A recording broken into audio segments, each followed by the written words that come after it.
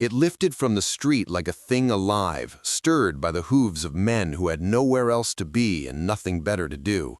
It settled on hats and shoulders, crept into the cracks of buildings, clung to the sweat on men's faces until they looked older than they were. Noon in Red Willow always felt like this, heat pressing down as if the sky itself had grown tired of holding its weight. Eli Mercer stood at the edge of the crowd with his hat low and his hands loose at his sides. He hadn't meant to stop. He'd only come into town for nails and seed corn, maybe a coil of wire if the price wasn't a lie. But the sound had carried, voices raised, a laugh too sharp, the scrape of boots. And when he reached the square, he saw the platform. A woman stood on it. Her wrists were bare but red where rope had been. Her dress was the color of old flour, patched at the hem. She kept her eyes down, though not in shame, more like someone conserving strength. A bruise bloomed along her jaw, yellowing at the edges. She couldn't have been more than 20. The man beside her was Sheriff Hale. Hale had one of those faces that seemed friendly from a distance and wrong up close. He smiled now, one hand resting on the woman's shoulder, fingers spread like he owned the place already. "Now, gentlemen," Hale was saying, voice smooth as whiskey left too long in the sun, "this here's a lawful sale, court order signed and stamped. Miss Clara Bennett here's been declared without guardian, without means, and in need of placement." Placement. Eli felt his jaw tighten. A few men laughed. Someone spat. "She cook?" a rancher called. "She warm a night?" another asked. Hale chuckled. "That depends how kind you are to her." The woman flinched. Not much, just enough. Eli had seen enough auctions in his life. Horses with bad legs sold cheap. Land taken from men who drank themselves hollow. He'd watched a piano go once, keys cracked, sounding like grief when struck. But this? He shifted his weight, felt the old ache in his left hip where a bullet had passed through years back. He hadn't planned on staying. He never planned on staying. "Opening bid? $5. Silence. Not the reverent kind, the kind that waits to see who will break it. "5, someone finally said, a voice from the back, lazy. "5 I got. Do I hear 7? The woman's eyes flicked up then, just for a moment. They didn't land on Hale. They didn't search the crowd. They fixed somewhere far beyond, like she was remembering something she'd once been promised. Eli didn't know why he stepped forward. It wasn't gallantry. It wasn't anger, not exactly. It was something quieter and heavier, the kind of thing that doesn't announce itself until it's already moving your feet. 10, he said. Heads turned. Hale blinked. $10, he repeated, surprised, then smiled wider. Well now, we got ourselves a gentleman. Eli felt the weight of the stares. He was used to being overlooked. Quiet men usually were. He'd learned long ago that silence kept you alive, that drawing attention invited questions, and questions led to things better left buried. 10, Hale said again.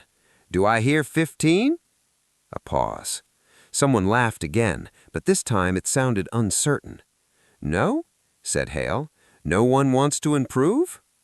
The woman looked at Eli then, not with gratitude, not with hope, with calculation. She was measuring him the way you measured weather on the plains, not for kindness, but for survivability. Sold, Hale said, slapping his hand down, to Mr. Mercer. Well, Mr. Mercer, Hale said, leaning close as Eli stepped forward, you just bought yourself a wife. Eli said nothing. The papers were signed quickly, too quickly. Hale's pen scratched like a rat in the walls. Money changed hands. The crowd dispersed, disappointed there'd been no spectacle after all. The woman stood beside Eli now, close enough he could feel the heat coming off her. She smelled like dust and soap and something faintly floral, like she'd once had a life that allowed for such things. What's your name? He asked. She hesitated. Clara. He nodded. I'm Eli. I know. He glanced at her. She shrugged. They said it. They walked away from the square without looking back. Eli didn't stop until the buildings thinned and the road stretched out pale and empty toward the hills. Only then did she speak again. "You didn't buy me because you wanted a wife." "No." "You didn't buy me because you wanted a farmhand, either." "No." She stopped walking. Eli stopped too. "What them?" she asked. He thought of the way Hale's hand had rested on her shoulder, the bruise on her jaw, the word placement. "I didn't like the look of it," he said. She studied him for a long moment, then she nodded once and said, "That'll have to do." They walked on. Eli's ranch sat 3 miles outside Red Willow, where the land began to break and rise, stubborn as the men who tried to tame it.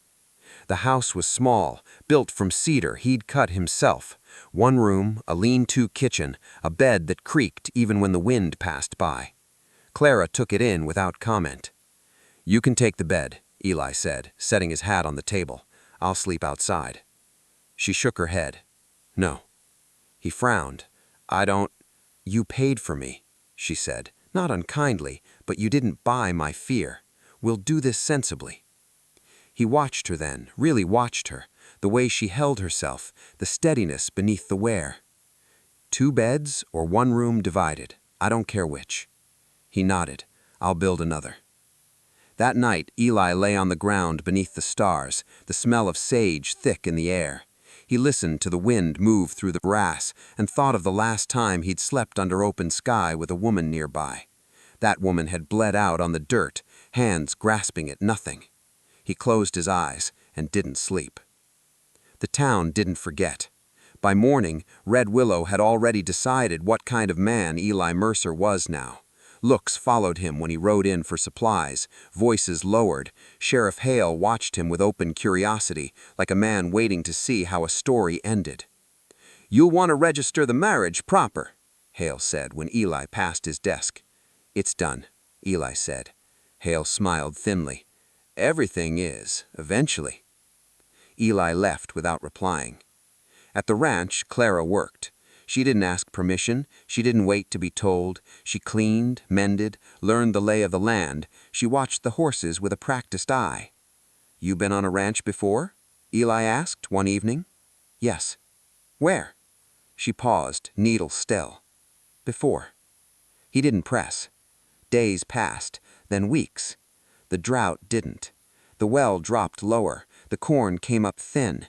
Eli rose before dawn and worked until the light fell, body aching, mind quieter than it had been in years. Clara brought him water. Sometimes she sang, soft and wordless, like she didn't want the sound to be remembered. One evening, riders came. 3 men, dust-streaked, armed. Hale rode with them. Eli stepped out onto the porch, hand resting near his hip. Hale didn't smile this time. "Evening," he said. "Sheriff?" Hale glanced past him toward the house. "She home?" "Yes." "Mind if we speak with her?" "Yes." The rain hissed between them. Hale sighed, as if disappointed. "You're making this harder than it needs to be." "I imagine so," he said. Hale's eyes sharpened. "You know the charge against her." "I know what you said." "Vagrancy, theft, disorderly conduct?" Eli waited. "She belongs in town," Hale went on, "under supervision." "She belongs where she stands," Eli said. One of the deputies shifted, another spat into the mud. Hale leaned forward in his saddle. "You ever wonder why no one else bid?" Eli's hand tightened slightly on the reins. "They knew," Hale said softly, "knew she wasn't worth the trouble." Eli smiled then, a small thing, without humor. Seems they were wrong. For a moment, Eli thought Hale might draw. Instead, Hale straightened. "Enjoy your rain," he said. "It don't last forever." They rode off, mud splashing up their backs. That night, Clara told him. Not all of it. Enough. She spoke while mending a tear in his shirt, her voice steady, eyes focused on the needle. "My father died when I was 12, she said. "My mother remarried. The man drank. When she died, he sold what he could, me included. Eventually workhouses, kitchens, men who promised protection and wanted payment." Eli said nothing. Hale was one of the last. Not directly. He liked to watch. The needle paused. I ran, she finished. Eli reached out then, not thinking, and set his hand over hers. She did not pull away.